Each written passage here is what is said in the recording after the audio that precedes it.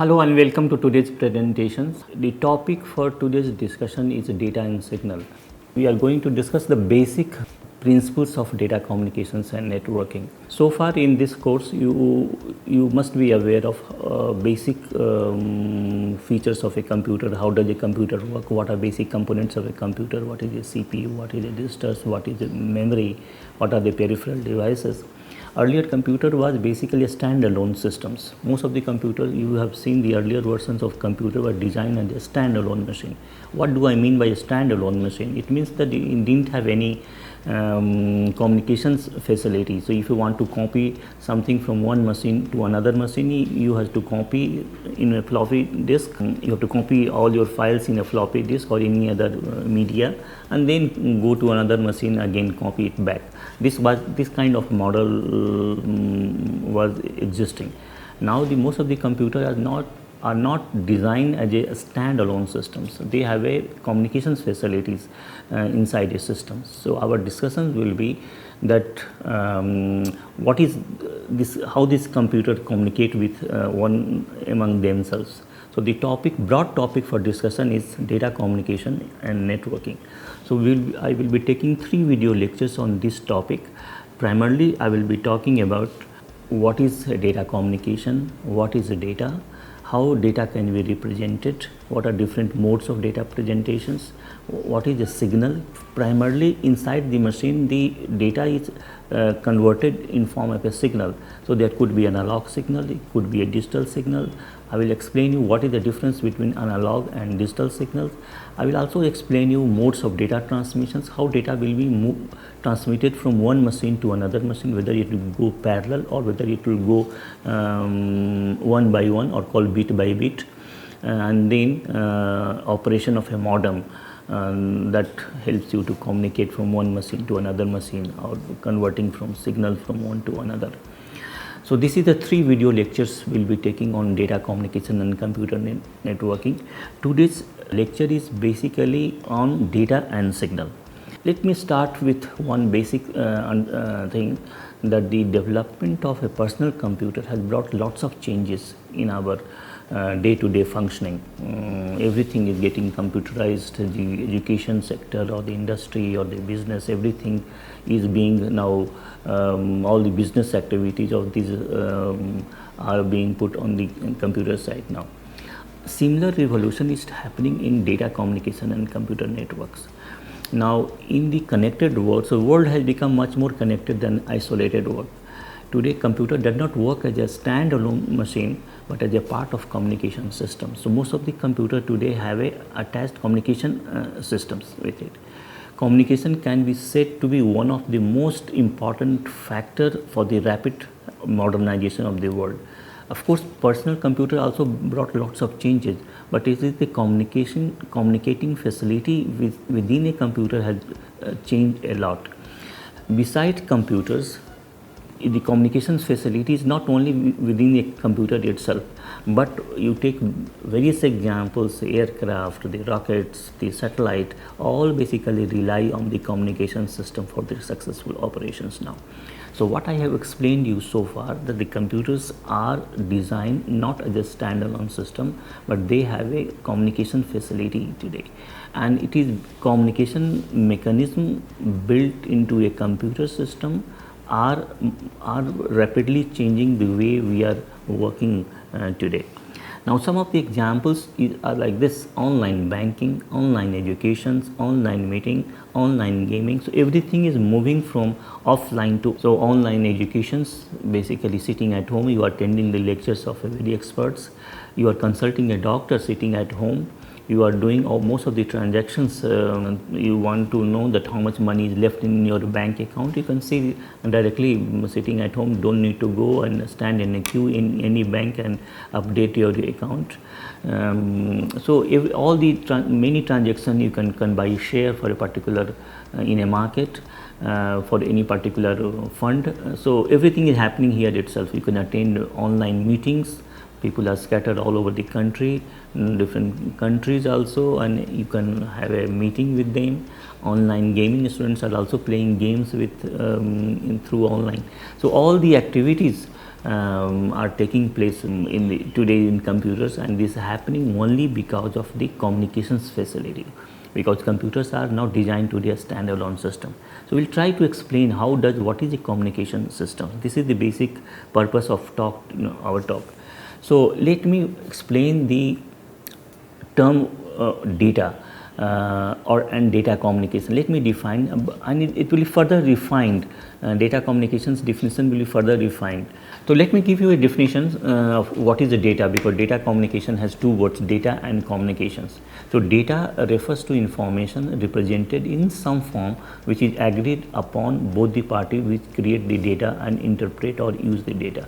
That example is this one, that if you are communicating with someone, then he or she has to understand the language in which you are talking. If you know one language and with whom you are talking to does not understand that language, there is not going to be any communications. So this is basically they have to understand the information which you are sending to them. Data communication is the process of exchange of data. Now you have understood what is data, and data communication is the process to exchange the data between two devices through some form of transmission medium. So there is requirement of a transmissions medium. I will tell you there could be different kinds of transmissions medium. Then not necessarily that some wires should be connected between two devices for communications.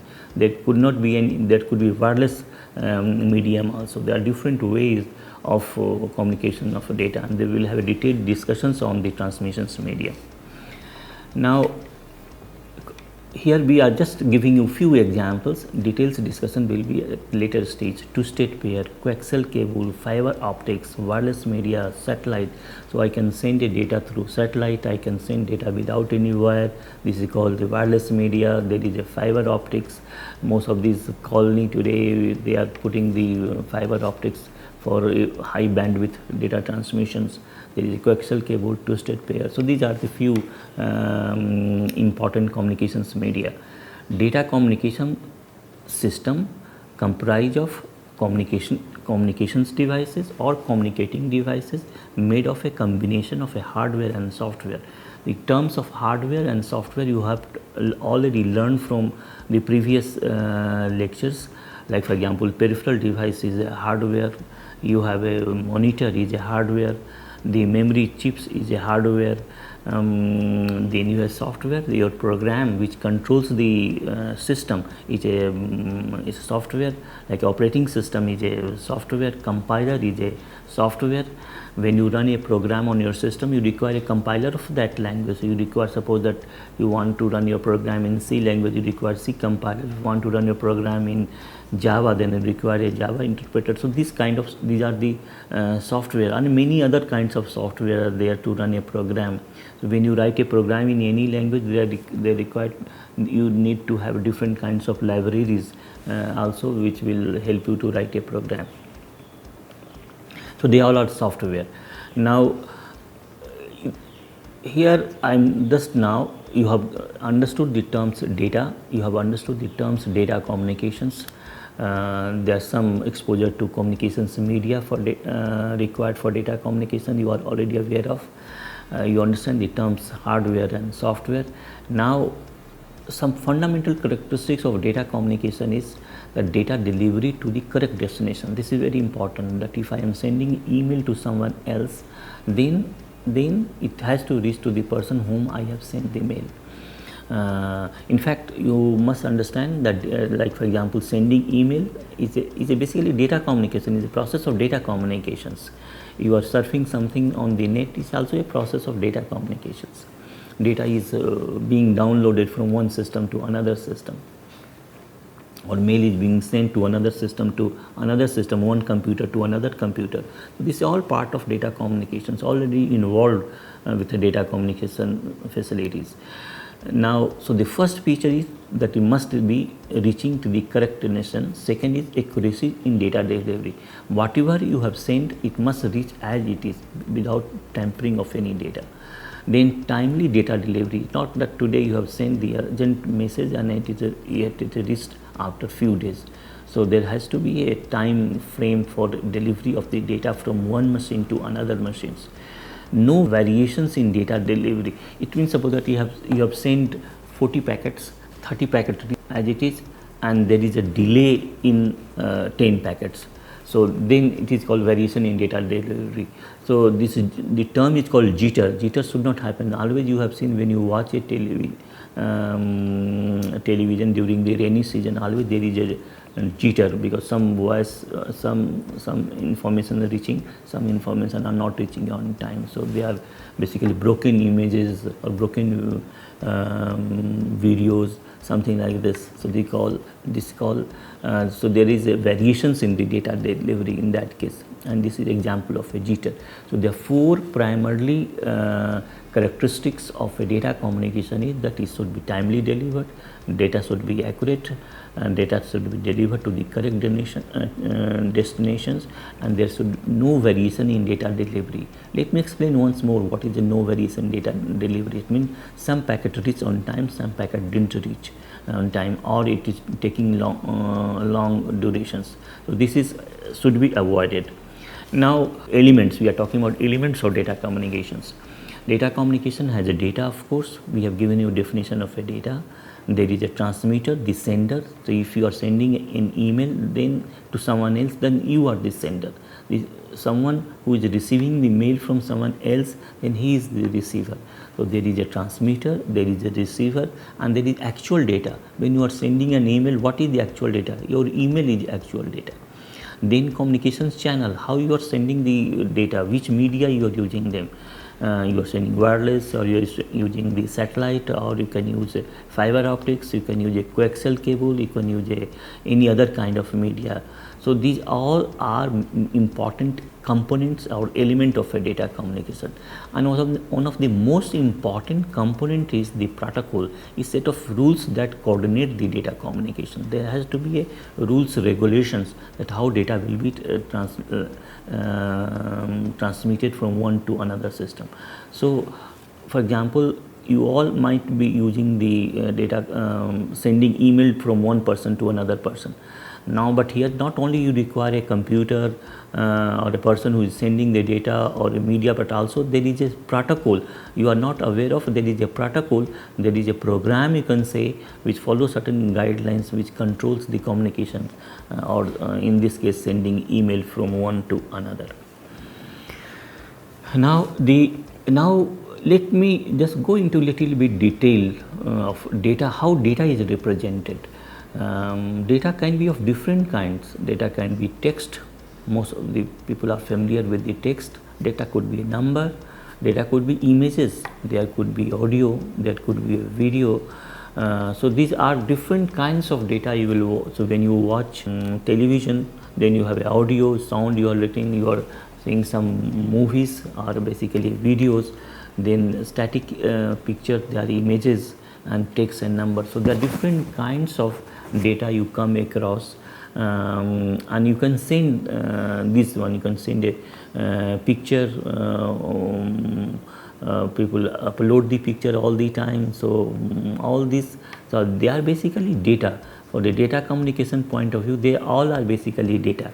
Whether you send audio or video or images, but they are more complex data than simply sending number or simply testing some text. So at a later stage you will be learning what is a video, what is the difference between audio and video. Now let me go, because these terms text or number are basically you will be using quite often, so we'll just concentrate on this part. Text is a representation of a bit patterns. So inside the computer everything is translated into bits, and further it will be translated in terms of signals. Now, but right now let's go at the bit level. So any data can be converted into basically bit. Now for example 5 can be converted as a bit patterns, 1 0 1, 7 can be done on 1 1 1. So you will be learning as you proceed further, you will be learning how it will be converted a number into the binary system. Computer works with binary signals. So first it has to be converted into binary, and then it will be converted into kind of signals, or you can say waveform, something we understand. Computer work with at a lower level the text, whatever form you have presented your data either in form of text or numeric or images, or this one is converted into bit pattern, and further down it is converted into form of signals now. So now let's concentrate on text part now. Is represented as a bit pattern. Each alphabetic character like a 1, 2, 3, A, B, C has a different bit patterns, also called code. So inside the computer, 1 has a different bit pattern, A has a different bit pattern, B has a different bit patterns, and this process of representing alphabetic character is called coding. So coding is a how to represent a particular alphabetic character in terms of a bit pattern. Now, the widely used coding systems in computers, you will learn lots of standards, lots of and without the standard system will not work. For example, if you work on one, if two computers have a different coding system, then whatever you have represented, whatever you have created the file, in this file will be not be open on another machines now. So the widely used coding system are Unicode and ASCII system. You must remember these two coding system. ASCII stands for this American Standard Code for Information Interchange. And what is the difference between the two? Difference in terms of the length, word length, bit pattern. Each character in Unicode is defined by 32 bit because it covers almost everything. Every character in different language also can be represented in form of a Unicode. So the 32 bit, 8 bit becomes 1 byte. Like so 4 bytes you can say. Now ASCII is a 7-bit code that was designed to provide code for 128 symbols or characters. How the 7-bit can represent 128 symbols? Because 2 to power 7 becomes 128. So with 7-bit code you can have 128. Most of the keyboard are basically ASCII, they follow the ASCII coding system, and they have only 7-bit code representations. For example, A is represented as a 65 in decimal, B is represented as 66 in decimal. Any computer book at the end of these, they give you lots of appendices, and in one of the appendices you will find the ASCII coding systems. Today ASCII has become a part of the Unicode system. So first 28 codes in Unicode is the ASCII codes now. So you have understood the difference between the ASCII code and the Unicode. Unicode is much more larger. ASCII code has become a part of the Unicode. And to understand what is ASCII, most of your keyboard, whatever, whenever you press a key, that key you are pressing some number, alphabetic character or some symbol. It is represented in terms of bit code, and they follow ASCII code pattern. ASCII code is not represented to have a number. A number can be easily converted into binary number to do some mathematical operation. So any number can be converted into a binary. So 1, 2, 3, 4, 5 is more alphabetic character. I am talking about ASCII code is basically used for alphabetic characters. Example of numbering systems, the different kinds of numbering systems are there. Binary is one, octal is one, the hexadecimal one, and all these systems are basically used in the computer system. So you have to understand binary, octal, hexadecimal. Hexadecimal, the base is 16, octal base is 8, binary base is 2. And when we use this number 5, 16, 15, 20, 30, their base is 10. Now images, now data representations. So now I just explained you data representation as a text number. Now let's go to the image now. Image like numbers are represented as bit pattern. So everything can be represented as a bit pattern, just like a data, just like a number. Image also are represented as a bit pattern. Image is basically the basic component or the smallest component of any image is a pixel. Size of each pixel depends upon the resolution of a monitor. If resolution of monitor is very high, then you can see on your monitor very good picture. If the resolution is very low, then you will not able to see the real picture on your computers now or on your television also. The higher the resolution, the better will be the image on the display. So and one method to represent a color image is called RGB, so red, green, blue. So the different coding system for representing the color scheme, and one is RGB. So here in this slide, the basic purpose was to explain you that the image is another mode of representing the data, but inside the computer, image is also represented as a form of bit pattern. Let's move to another mode of data presentation, that is called video. Video refers to recording or manipulating or broadcasting of a picture or movie. So running images is basically a video. We can change video to a digital or analog signal. Well, later on, I think we have just one of the references I have told that if all data are presented inside the system in form of a bit pattern, later at further down it is represented in form of a signal. So we can have a video to a digital signal, or it can be represented as an analog signal. So anything can be presented as a video, as an analog or a digital signal. So now let's go to the let's say understand the terms now. Let's redefine the term data communications now. We have given you a small definition of a data communication at early stage. Data communication is the field which describes by what medium and how two devices communicate with. So medium is very important to understand, and how they are going to communicate. To be transmitted, data is transformed into a form of a signal, and data and signals can either be analog or digital. So now the point is very clear that you have to understand the concept of a signal now. So any data is transmitted in form of a signal when it has to be go from one to another device now, and data signals can be both analog and digital. Now understand what is analog data. Data can be analog as well as a digital data. Signals that represent data can be a digital or analog. Analog data refers to continuous data. For example, you have analog clock that has an hour, minute and second. Hands, three kinds of hands they show, one for hour, another for a minute, another for the second now. So they give you information in continuous forms. The movement of hands are continuous.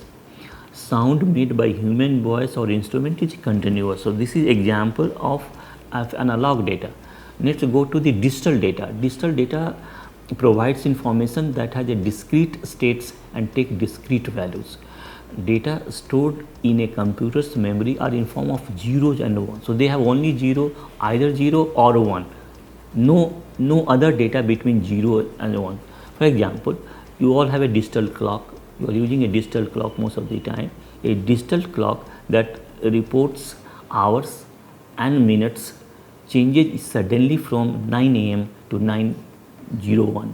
They do not show anything between 9 and 9:01. Immediately jumps to this one, and then 9:02, something like this. So this is example of the data. Analog signal, like analog data and digital data, there are analog signal and digital signals. Analog signal represents many level of intensity over a period of time.